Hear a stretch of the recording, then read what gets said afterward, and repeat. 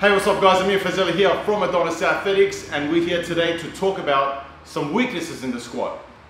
One of the main weaknesses in the squat is oftentimes people rounding their back as they're coming out of the hole, as they're driving back up. You see the back loses tension, loses position, and they're in a big danger of firstly injuring themselves, but also oftentimes either the bar rolls over their head and they lose it, they go forward, or they're just plain miss the lift.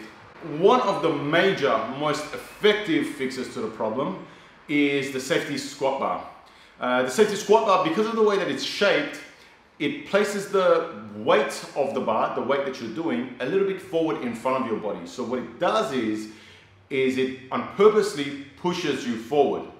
And when that happens, what you got to do is you have to cue yourself to keep yourself up, keep your torso positioning stiff and tight, and make sure that you are maintaining that position as you drive back out of the hole. So it can be a very, very useful tool to be able to actually overload the movement and teach yourself to stay upright as you're coming out of the hole if you're losing position.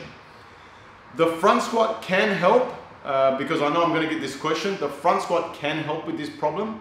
The only thing is, because of the positioning of the bar and the need to hold the bar, and sometimes often the people's lack of wrist flexibility and mobility in the shoulders because of either tight triceps or lats, it can be very limiting in the amount of weight you can actually use and overload to maintain that position. So oftentimes, the safety squat bar can be much more effective in handling and targeting that particular problem. Look, some people just don't have access to the safety squat bar, right? In a case like that, the front squat can definitely be a huge contributor to fixing that problem, right? Even if you have access to a safety squat bar, you can utilize the front squat to fix the problem. But in my opinion, if you do have access to a safety squat bar, you should utilize that probably over the front squat to fix this issue, especially if you're a low bar squatter. The other reason why people might be losing tension as they're coming out of the hole and they round out could be because that they just don't get tight in the first place. Or, well, actually, wait, let's talk about this first. It could be because they're not getting tight in the first place. So when they're setting up, when they get under the bar, they might be rushing it. They might be just sort of getting on with it just to pick the bar and start squatting. You really need to take your time to set up and get tight in the upper back and squeeze the bar and pull it down into you before you actually pick and then step back to squat. This is very important.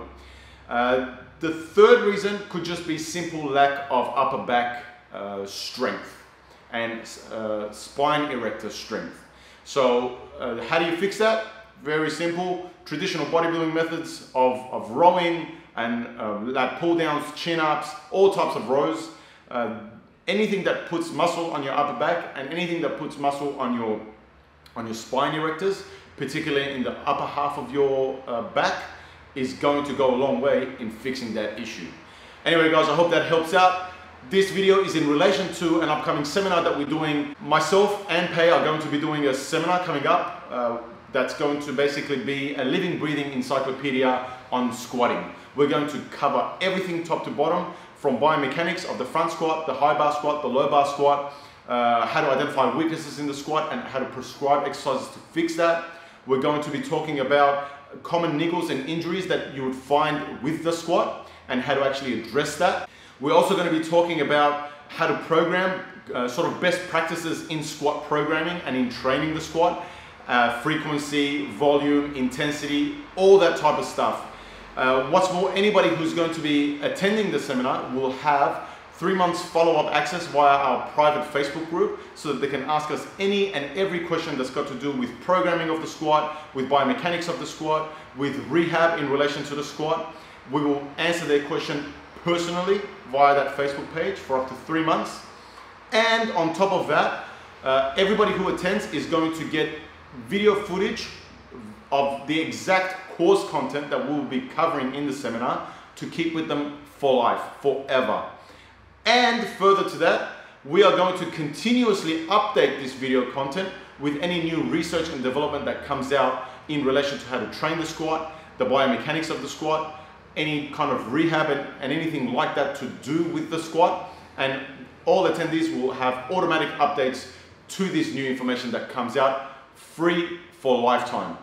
I hope to see you guys there. If you're serious about training, if you're serious about squatting, if you're a PT or a coach, or you just train yourself, then we'll see you there.